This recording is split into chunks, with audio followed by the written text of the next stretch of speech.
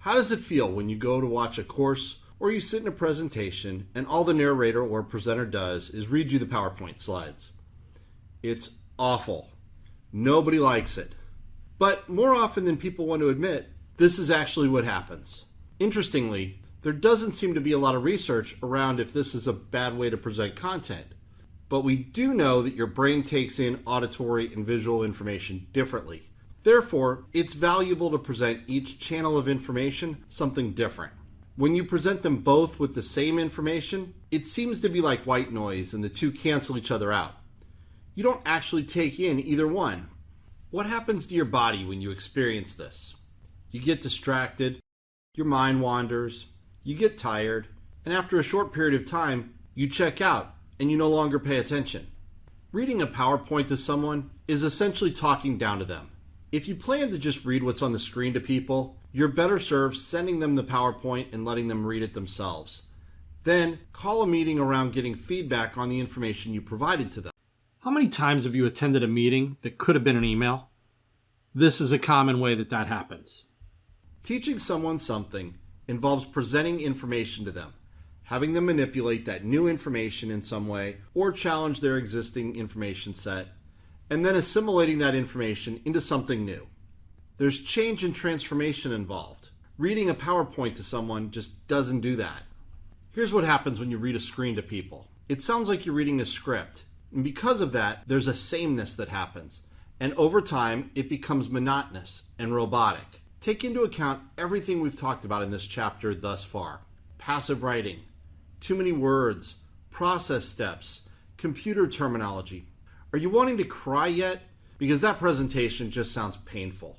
Welcome to corporate America presentations given by many in the tech field. The reality is that we just don't speak like this. We have conversations. We share opinions. We share stories. As you write your scripts, another thing to think about is whether or not you're using it as a script for recording narration. That adds another level of complexity for you. Try reading your content out loud. How does it sound to you? Does it sound like a techie or a programmer speaking? Are there big words? Are there phrases that get you all tongue-tied? Do you get winded and have to take a breath as you read the content because it's too long? Lastly, would you want to listen to it yourself? Most people hate the sound of their voice, so you have to remove that factor from that equation.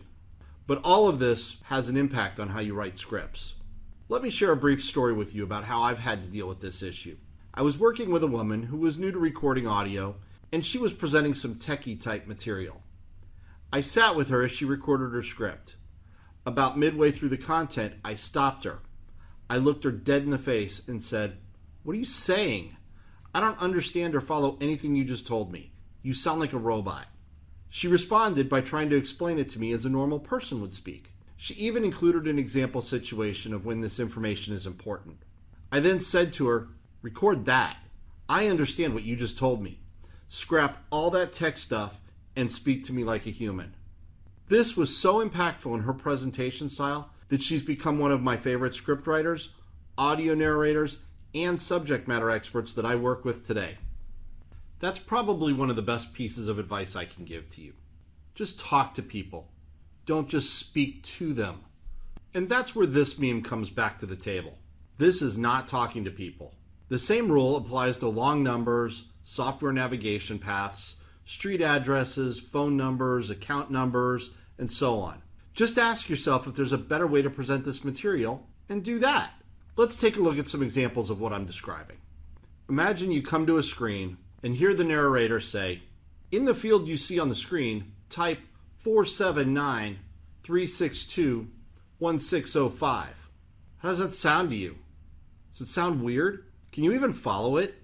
Here's a basic question for you. What's the value of a narrator reading that phone number to you?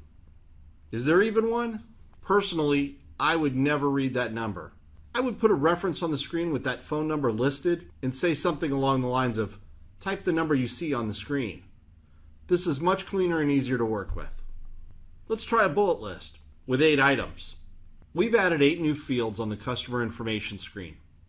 Field 1, Field 2, Field 3, Field 4, Field 5, Field 6, Field 7, and Field 8. That was exhausting.